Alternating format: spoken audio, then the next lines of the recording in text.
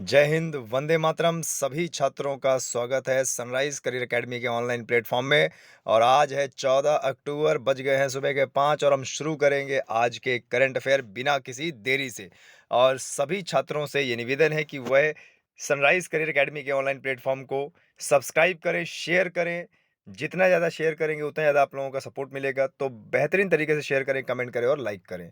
चलिए आगे बढ़ते हैं। हम बीते दिन की घटनाएं देखते हैं और अक्टूबर की घटनाएं देखते हैं जो हमारे आगामी एग्जाम के लिए बहुत ज़्यादा इंपॉर्टेंट हो सकते हैं। तो सबसे पहले देखिए, आपदा में कमी क्या बोल रहा है। आपदा में कमी की वैश्विक संस्कृति को बढ़ावा देने के लिए अंतर्राष्ट्रीय आपदा न्यूनीकरण दिवस प्रत्येक वर्ष कब मनाया जाता है। फिर से क्वेश्चन को रिपीट करते हैं, क्या बोल रहा है। आपदा में कमी की वैश्विक संस्कृति को बढ़ावा देने के लिए अंतर्राष्ट्रीय आपदा न्यूनीकरण दिवस कब मनाया जाता है प्रत्येक वर्ष। तो 13 अक्टूबर को अंतर्राष्ट्रीय आपदा दिवस न्यूनीकरण दिवस मनाया जाता है। ठीक है, ध्यान दीजिएगा। पूरे विश्व भर में बॉयज एंड गर्ल्स जितने भी छात्र तैयारी कर रहे हैं सरकारी नौकरी की, यदि वास्तव में आपको सरकारी नौकरी पाना है तो आपको रोजाना सुबह उठते ही अपना एक लक्ष्य बनाना पड़ेगा। और एक ऐसा लक्ष्य, रोज का लक्ष्य, कि मैं इतने क्वेश्चंस मैथ के करूंगा, इतने क्वेश्चंस रीजनिंग के करूंगा, इतने क्वेश्चंस हिंदी ज्योग्राफी के करूंगा, या ये क्वेश्चंस पढ़ूंगा, या ये टॉपिक पढ़ूंगा। और पूरे दिन में उसकी अपनी ऊर्जा लगा दीजिए उस टारगेट को पूरा करने में। क्लियर है। इस तरीके से आप अपने लक्ष्य को प्राप्त कर पाएंगे। आगे बढ़ते हैं। भारत में वायुसेना में हाल ही में किस प्रणाली को पहली बार मंजूरी दी गई। भारत में हाल ही में सेना में किस प्रणाली को पहली बार मंजूरी दी गई, वो क्या है। हथियार प्रणाली शाखा को। हथियार प्रणाली शाखा को भारतीय वायुसेना में हाल ही में पहली बार इसको मंजूरी दी गई है। ये हमारा मिनिस्ट्री ऑफ डिफेंस के अंडर में आता है। भारत के 50वें मुख्य न्यायाधीश के रूप में कौन कार्यभार ग्रहण करेंगे। भारत के 50वें मुख्य न्यायाधीश के रूप में कौन कार्यभार ग्रहण करेंगे।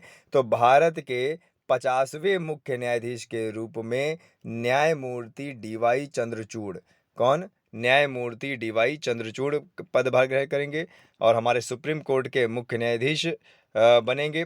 हमारे पहले जो मुख्य न्यायाधीश थे, हमारे भारत के पहले मुख्य न्यायाधीश हीरालाल जे कांडिया। ध्यान दीजिएगा, हमारे भारत के जो पहले मुख्य न्यायाधीश थे उनका नाम था हीरालाल जे कांडिया। ठीक है।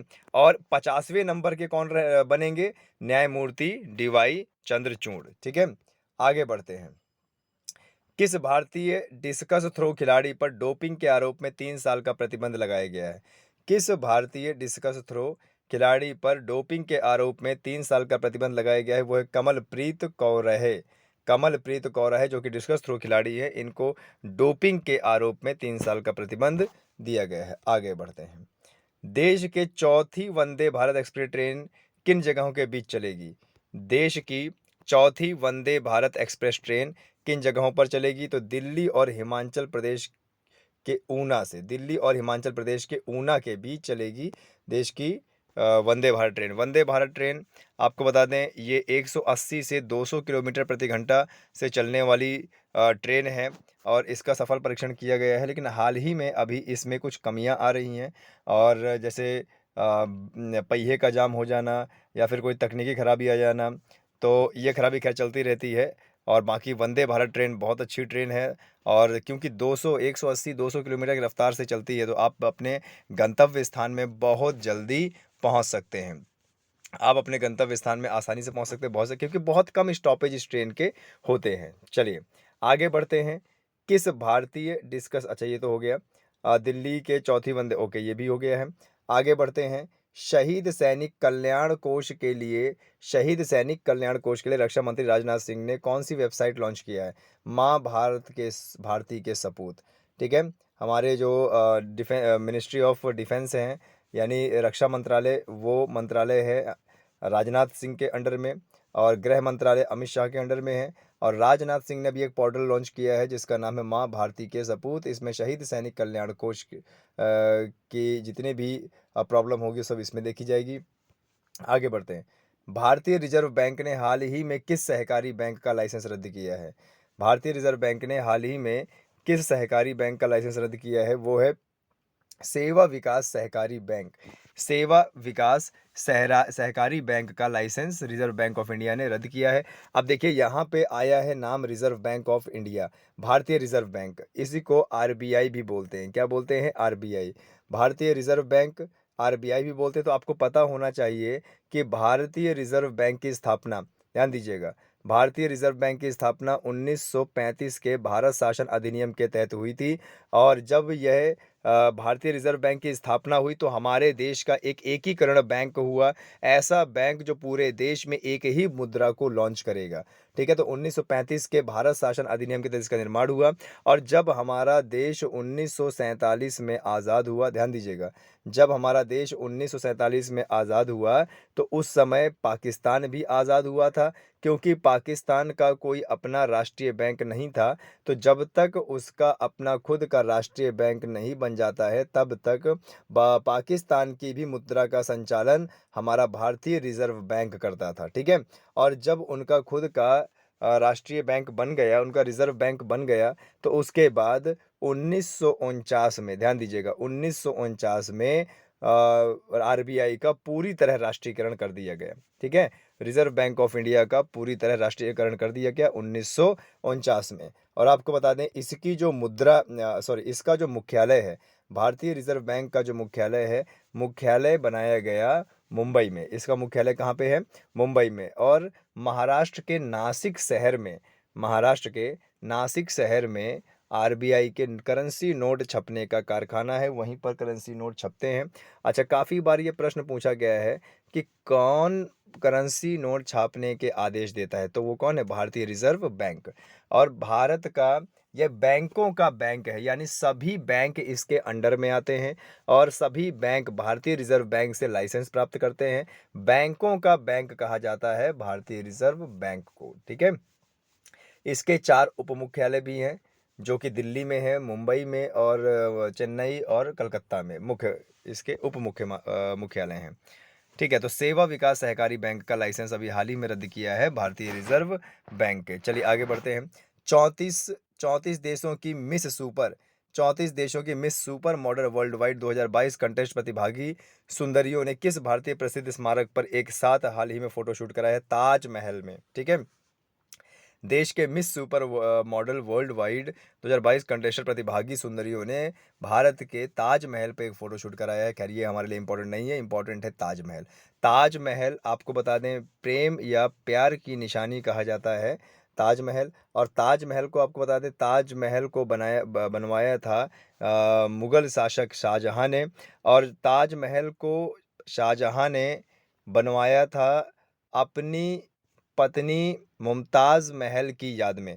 और आपको बता दें ताजमहल वाकई में एक ऐसी बिल्डिंग है जो जिसको अजूबा कह सकते हैं। जब आप इसके मेन एंट्रेंस में जाएंगे तो बलुआ पत्थर से इसकी इमारतें बनी हुई है, लेकिन जैसे जैसे आप अंदर पहुंचते जाएंगे तो बहुत ज़्यादा सुंदर सफ़ेद रंग की इमारत है ताजमहल।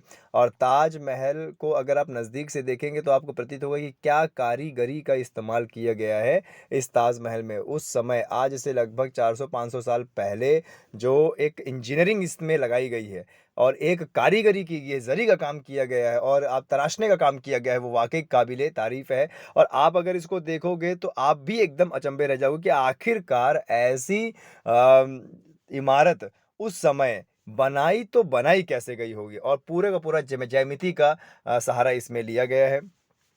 तो ताजमहल की बात करते हैं। ताजमहल संगमरमर पत्थर से बना हुआ है और इसका ताजमहल ताजमहल बनाने के लिए शाहजहां ने अपनी पूरी दौलत लगा दी थी और लगभग 22 साल में बनकर ये तैयार हुआ है और 20,000 मजदूरों ने इसमें पूरा काम किया है। ठीक है, ताजमहल में, इसीलिए इसको 8वां अजूबा बोला जाता है विश्व का। चलिए आगे बढ़ते हैं। 3 दिवसीय परवजेन इंडिया दिल्ली में कहाँ पर शुरू किया गया है? 3 दिवसीय परवजेन इंडिया दिल्ली में कहाँ शुरू किया गया है? ये प्रगति मैदान पे शुरू किया गया, दिल्ली के प्रगति मैदान इलाके पे। ठीक है, दिल्ली का जो साइंस म्यूजियम है वो भी प्रगति मैदान पे है। ठीक है, चलिए आगे बढ़ते हैं। क्वेश्चन नंबर 10 है, हाल ही में पहली फ्लोटिंग प्रदर्शनी का उद्घाटन कहाँ किया गया? हाल ही में पहली फ्लोटिंग प्रदर्शनी का उद्घाटन कहाँ पे किया? इम्फाल में। कहाँ पे किया गया? इम्फाल में, ठीक है। इसको आगे मैप में पढ़ेंगे, आगे वाली स्लाइड में। भारतीय सेना हाल ही में किस राज्य पुलिस के कमांडो भर्तियों को प्रशिक्षित करेगी? भारतीय सेना हाल ही में किस राज्य पुलिस के कमांडो को भर्तियों को प्रशिक्षित करेगी? तो वो असम राज्य। असम राज्य की जो पुलिस है, स्टेट पुलिस है, उसको कमांडो की ट्रेनिंग देगी, ठीक है। कमांडो की ट्रेनिंग देगी हमारी भारतीय सेना। ये अपने आप में एक बहुत बड़ी बात है, और ऐसी ट्रेनिंग हर सैनिक को देना चाहिए ताकि विषम परिस्थिति में वह दुश्मन उसे लोहा ले सके। आगे बढ़ते हैं। जब भी देखो इसमें असम का नाम आया है ना, तो ध्यान दीजिएगा। असम की राजधानी दिसपुर है, और असम में ब्रह्मपुत्र नदी बहती है, और इसी ब्रह्मपुत्र नदी में बीचों बीच क्या है? माजुली द्वीप बना हुआ है। काजीरंगा नेशनल पार्क भी कहाँ पे है? असम में है। मानस राष्ट्रीय अभयारण्य भी कहाँ पे है? असम में है। और काजीरंगा नेशनल पार्क एक सींग के गैंडे के लिए जाना जाता है। और आपको बता दें, मानस अभयारण्य मानस नदी के किनारे है, और जो ये ब्रह्मपुत्र नदी है, ब्रह्मपुत्र को नदी को असम में ही मैदानी क्षेत्र मिलता है। असम में बहुत उत्तम क्वालिटी की चाय बनाई जाती है, चाय उगाई जाती है, कॉफ़ी उगाई जाती है। और आपको बता दें, असम में बोडो जनजाति निवास करती है। कौन सी जनजाति? बोडो जनजाति असम में निवास करती है। बोडो भाषा भी है इन जनजाति की, जो कि हमारे 22 भाषाओं में संवैधानिक मान्यता प्राप्त भाषा है, 8वीं अनुसूची में दर्ज है। और असम से मेघालय राज्य की स्थापना की गई थी। क्लियर है? तो इतना चीज़ें आप लोगों को पता होना चाहिए। कामाख्या मंदिर है असम में, गुवाहाटी में यहाँ पर एक कामाख्या मंदिर है, असम में बहुत फेमस मंदिर है, और देवी माँ का मंदिर है। और आपको एक चीज़ और बता दें, ये जो कामाख्या मंदिर है, ये टोटल देवी माता को समर्पित है, ठीक है। चलिए आगे बढ़ते हैं। हाल ही में आईसीसी T20 बल्लेबाजी में रैंकिंग के शीर्ष पर कौन रहा? मोहम्मद रिजवान। देखिए, हाल ही में आईसीसी T20 बल्लेबाजी रैंकिंग में जो शीर्ष पे रहे हैं वो है मोहम्मद रिजवान। आगे बढ़ते हैं। भारत का पहला डुगोंग संरक्षण रिजर्व कहाँ अधिसूचित किया गया है? तमिलनाडु में। भारत का पहला डुगोंग संरक्षण रिजर्व कहाँ अधिसूचित किया? तमिलनाडु में। तमिलनाडु की जब भी बात होती है, ध्यान दीजिएगा, तमिलनाडु बंगाल की खाड़ी और हिंद महासागर से अपनी तटीय रेखा बनाता है। और तमिलनाडु जहां बंगाल की खाड़ी में तट बनाता है उसको बोलते हैं कोरोमंडल तट। और तमिलनाडु में ही दक्षिण में भारत के मुख्य भूमि का दक्षिणतम बिंदु है, जिसे बोलते हैं कन्याकुमारी, और केप कमोरिन भी उसे बोलते हैं। दक्षिण में ही हमारा सबसे दक्षिण भाग रामेश्वरम है। और तमिलनाडु जो कि भारत का राज्य है, और भारत और श्रीलंका को अलग करने वाला कौन सा है?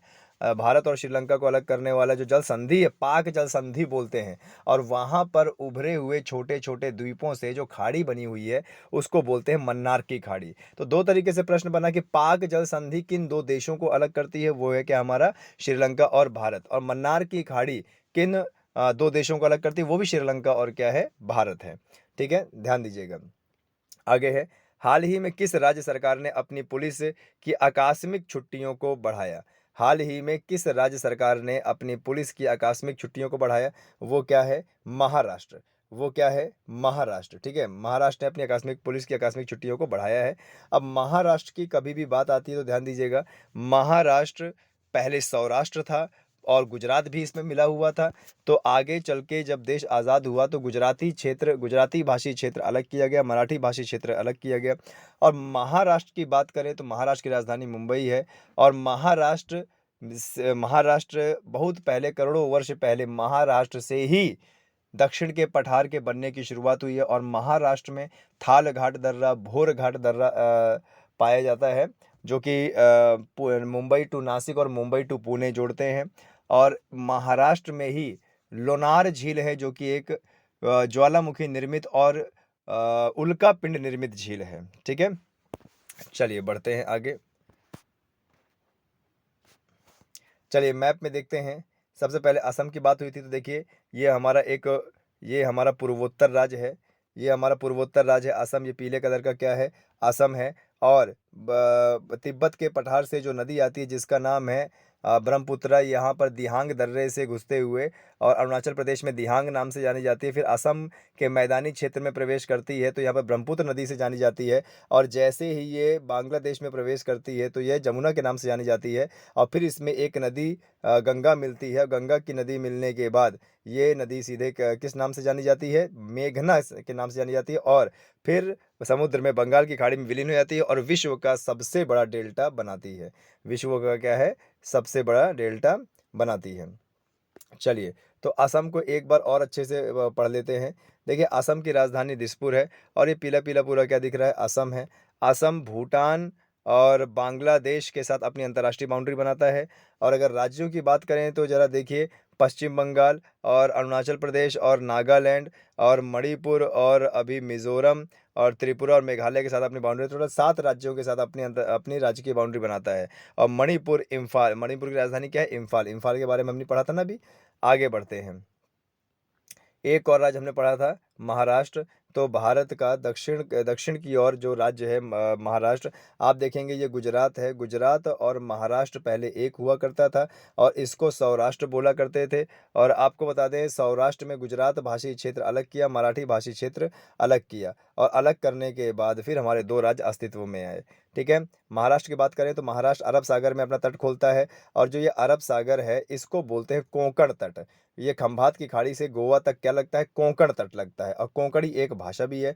राज्यों की बात करें तो देखो, महाराष्ट्र, गुजरात, मध्य प्रदेश, छत्तीसगढ़, तेलंगाना, कर्नाटका और गोवा के साथ अपनी बाउंड्री बनाता है। तो टोटल 6 राज्यों के साथ अपनी अपनी राज्य की बाउंड्री बनाता है। ठीक है।